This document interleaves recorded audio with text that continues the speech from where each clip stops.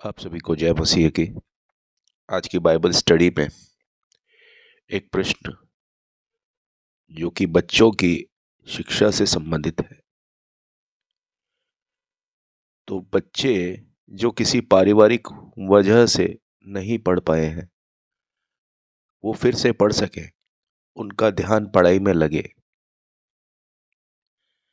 हमको आगे चल करके बच्चों की चिंता ना हो। अभिभावकों को बिल्कुल भी इस बात की परेशानी ना हो कि उनके बच्चे जिंदगी में क्या करेंगे। उनके बच्चे ना सिर्फ पढ़ सकें बल्कि आगे चलकर अपनी अपनी कक्षाओं में अव्वल आएं और देश का नाम रोशन करें। इस समस्या को बाइबल के संदर्भों द्वारा समझाने और उसका उपाय करने का कष्ट करें।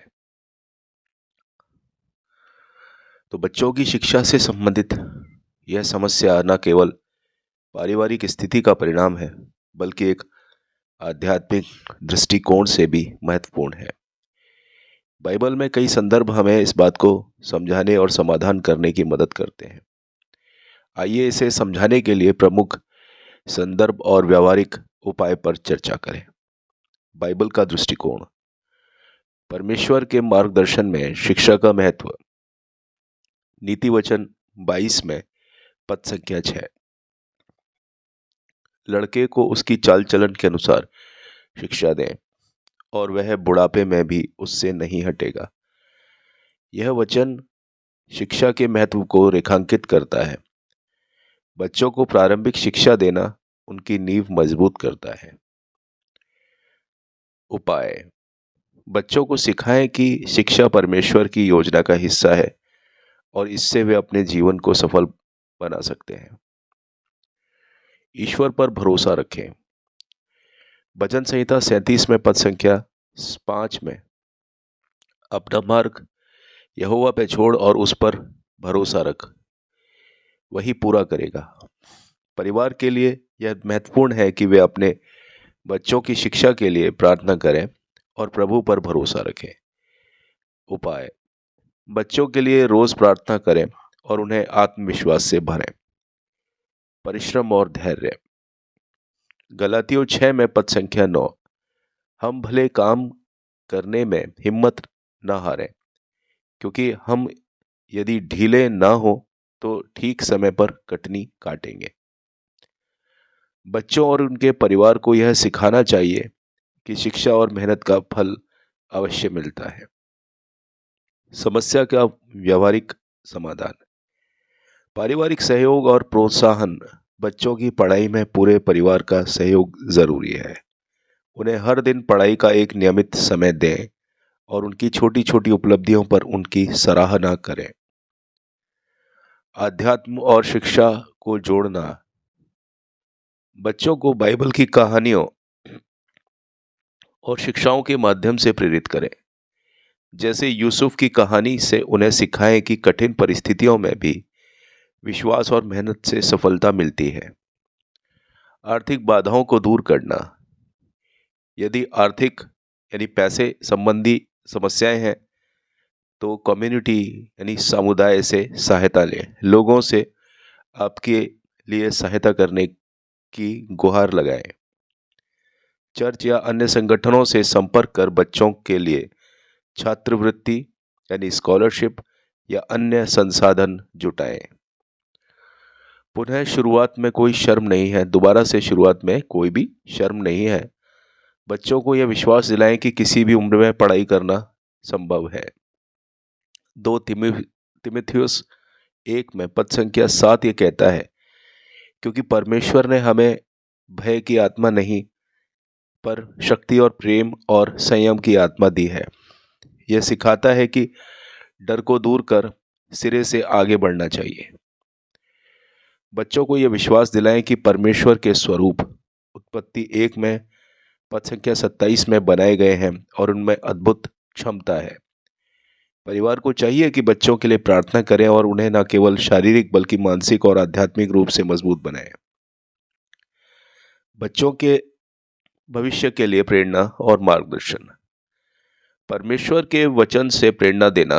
बच्चों को यह सिखाएं कि हर इंसान का उद्देश्य है और शिक्षा इस उद्देश्य को पूरा करने में मदद करती है। यिर्मयाह 29 में पद संख्या 11, क्योंकि मैं तुम्हारे लिए अपनी जो योजना जानता हूँ वह योजना कल्याण के लिए है, न कि विनाश के लिए।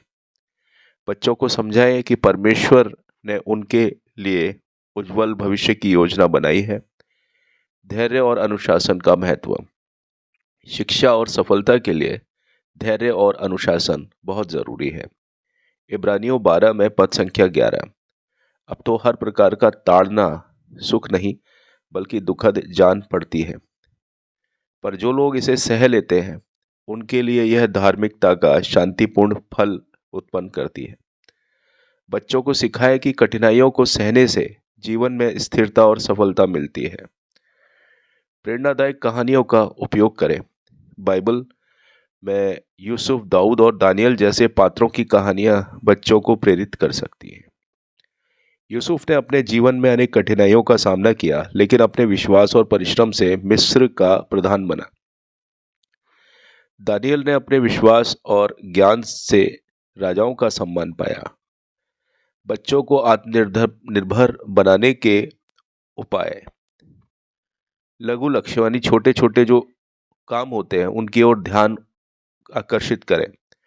बच्चों को बड़े लक्ष्य देने के बजाय छोटे छोटे लक्ष्य एम देने चाहिए ताकि वे उन्हें प्राप्त करें और आत्मविश्वास बढ़ा सकें। प्रतिदिन 1 घंटे पढ़ाई करें, या हो सके तो 1 घंटे से भी ज्यादा रेगुलरली। हर सप्ताह का 1 अध्याय पूरा करें। अपने शिक्षक से हर दिन 1 सवाल पूछें। समुदाय और चर्च की भूमिका। बच्चों को चर्च या कम्युनिटी सेंटर यानी सामुदायिक केंद्र की शैक्षिक गतिविधियों में शामिल करें। इससे वो न केवल शिक्षा में सुधार करेंगे बल्कि सामाजिक और आध्यात्मिक ज्ञान भी प्राप्त करेंगे। प्रेरक वातावरण बनाएं। बच्चों के आसपास सकारात्मक माहौल तैयार करें। उन्हें यह दिखाने के लिए प्रेरित करें कि पढ़ाई उनके जीवन को बेहतर बना सकती है। शिक्षा और खेल का संतुलन। पढ़ाई के साथ साथ बच्चों को खेल और अन्य गतिविधियों में शामिल करें। यह उनके शारीरिक और मानसिक विकास में सहायक होगा। परिवार और समुदाय की जिम्मेदारी। परमेश्वर के वचन के अनुसार सेवा करें। परिवार और समुदाय बच्चों के शिक्षा के प्रति जिम्मेदारी निभाएं।